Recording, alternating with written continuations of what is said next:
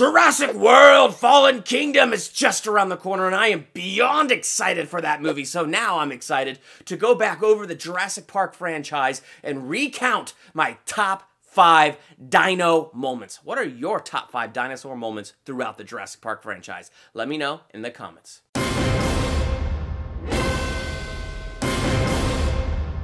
Welcome to Durbania. I'm Durbin, and this is my ranking of my top 5 dino moments in the Jurassic Park franchise. I so cannot wait for Jurassic World Fallen Kingdom. This is probably one of my favorite franchises. Jurassic Park is definitely my favorite movie because when I saw this movie with my dad when I was 9 years old on the big screen, I was just in awe of this movie. I loved dinosaurs at that time, and I could pronounce like all the dinosaurs' names, including the really hard ones. And now that I've grown up and become an adult, I've lost that superpower and ability, and I'm really sad about that actually because, oh my gosh. But a kid like me at 9 years old who loved dinosaurs the way I did and saw this movie, oh my gosh. So forever it's imprinted in this brain as one of my favorite movies. So I'm excited and in anticipation of Fallen Kingdom to go over the Jurassic Park franchise and list my top 5 dino moments. What are yours? Let's talk about it in the comments. Number 5, don't go into the long grass. Oh, how I love this scene in the Lost World Jurassic Park. And what I love about the scene is how much of this Velociraptor attack is left to your imagination. There's so many great Velociraptor scenes in the Jurassic Park franchise, like Tim and Lex in the kitchen where they figure out how to open doors. The reason I picked this Velociraptor scene to list in my top 5 is because when you're watching this scene, you have it in your mind what these raptors look like. You've seen them go after Tim and Lex. You've seen them go after Grant and Ellie. You've seen their, you've seen them hunt. You've seen them attack in the first Jurassic Park. Now, all of a sudden, in this long grass scene, this tall grass scene, it's all mysterious. They're covered in the tall grass. Sure, you see their faces as they look above the grass and they're like smiling as they see the people idiotically running into their turf and their territory, and they just get so happy about it. And then you have that fantastic overhead shot where you could just sort of see their heads bobbing as they're moving in. But then all of a sudden you have the close-up on the people, and boom, a guy is gone and a raptor tail comes up. Boom, a guy is gone and a raptor tail comes up. It's such a great and intense scene in the Jurassic Park franchise, and it's one really cool way to see the Velociraptors be smart and use their environment to hunt, as well as, like I said earlier, how they leave it to your imagination. It just makes it so much more intense. I love this scene. Number 4, welcome to Jurassic Park. This scene is awesome and deserves just so much respect because this was the moment that I think took everybody's breath away. I was 9, like I said, when I got to see this movie on the big screen. And I still remember, we got a sneak preview night. And I was really excited to see it because of dinosaurs. But at 9, there's no YouTube, there's no internet. So, no, I hadn't really even seen trailers for Jurassic Park. I knew what it was because my mom was super excited. And I love dinosaurs, so I was super excited. But man, that moment where their cars pull up and you see that Brachiosaurus for the first time, I was expecting stop-go animation. I really was. I was not expecting like a giant CGI dinosaur. That term CGI wasn't even in this brain. So to see that was something brand new for me. Like I could see the texture of its skin, the way it moved. It was just so smooth. Like to me, it was as real as seeing an elephant at the zoo. Like it was just that real to this 9-year-old mind sitting in the sneak preview watching this Brachiosaurus eat the leaves off the top of that tree. And then I was there with my mom and my dad and a couple of my cousins were there, and I was looking at my cousins and oh my gosh, their jaws were dropped. The adults, their jaws were dropped. I mean, this is 1993, mind you. So I was in awe, but I was looking around to see, is everybody else in as much awe as I am? This is all just the Brachiosaurus scene, man. People in that theater, their jaws were like, what? Whoa! And just because of the majesticness of that scene, just because of how impactful it was to this 9-year-old's mind, just because of how impactful it was that June day in 1993, it's gotta be ranked pretty high. And just to me, it stands out. It is an amazing scene. Number 3, the sick Triceratops. I know, I don't seem to be picking the most intense dinosaur scenes all the time for this countdown, do I? Well, because it's not about intensity. It's about how these scenes captured the imagination.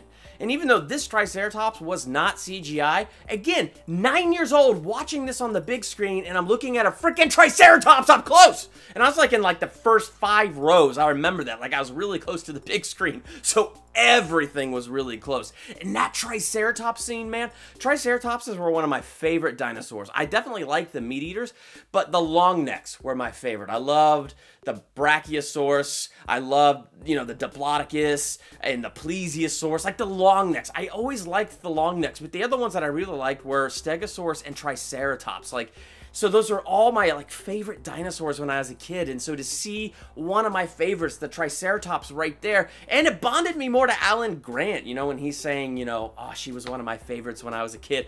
I was a kid at the time thinking, yeah, dude, me too! This is so cool! So like, it was just such a great moment, and I think that's one of the best things about that first Jurassic Park film.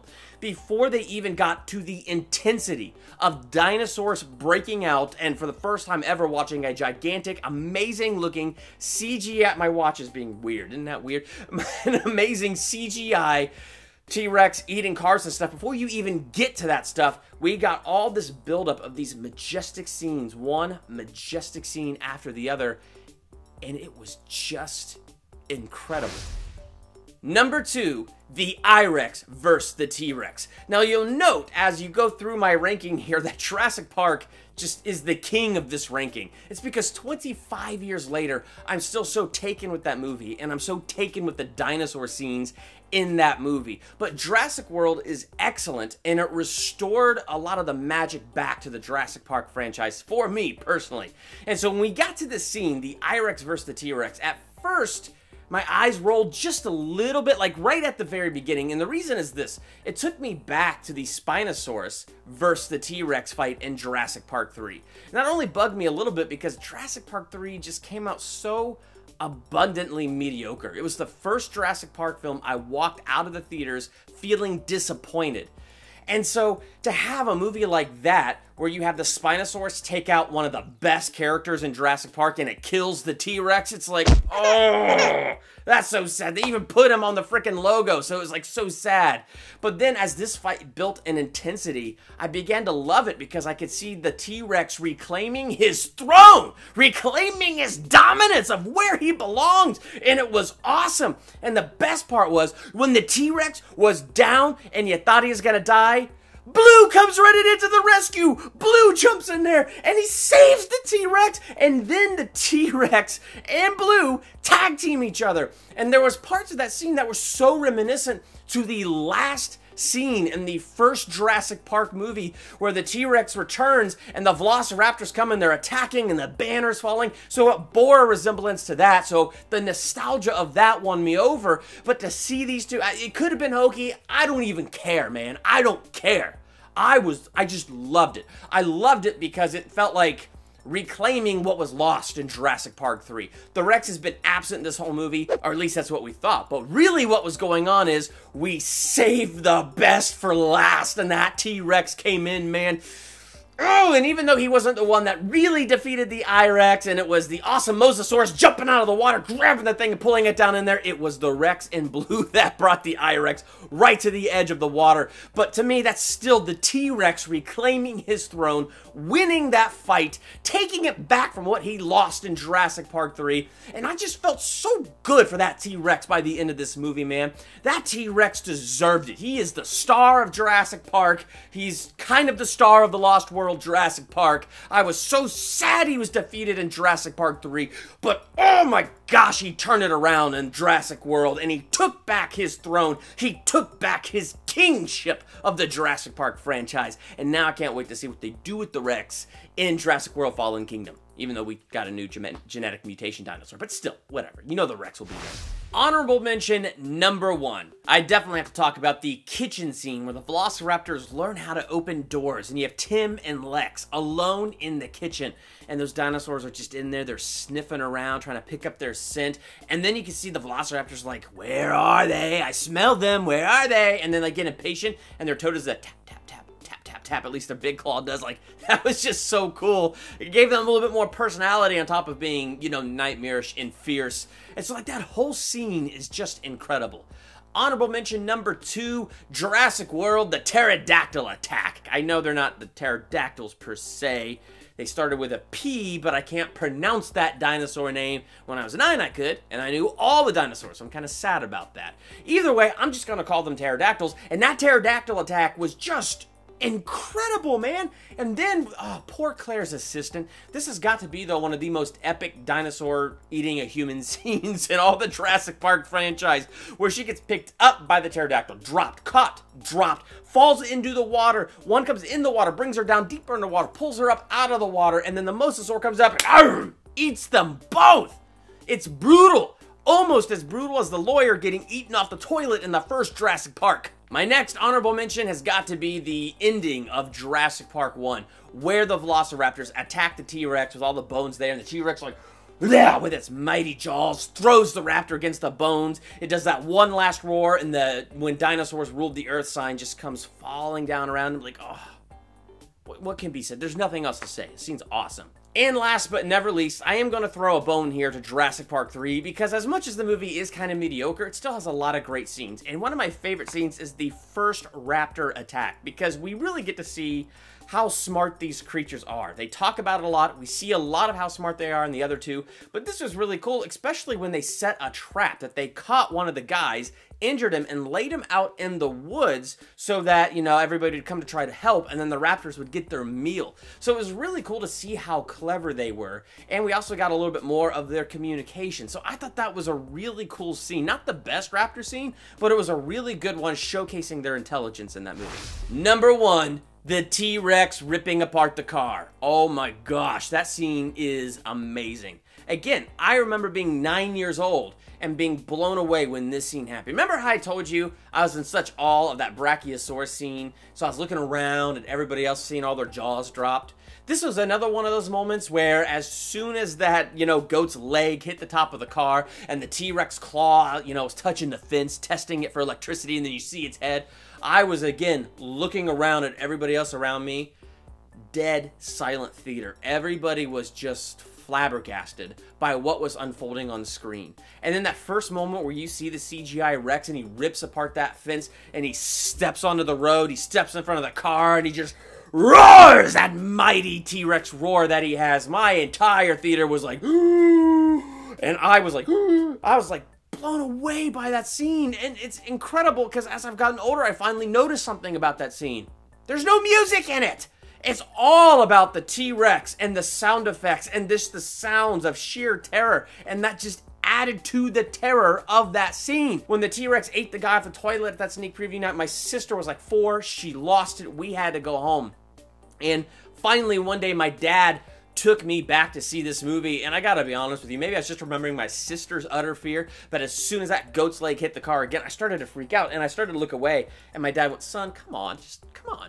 So I went, okay, and I'm glad my dad did that, and I'm glad I didn't turn away. I'm glad I kept my eyes on the screen and got to see that scene, like, all over again. There's, like, it's awesome to go to, like, the Jurassic Park 25th anniversary, see it on the big screen again, see it in IMAX 3D. Like, there's so many great things about seeing it that way, but there's nothing like when you're seeing it on the big screen for the first time.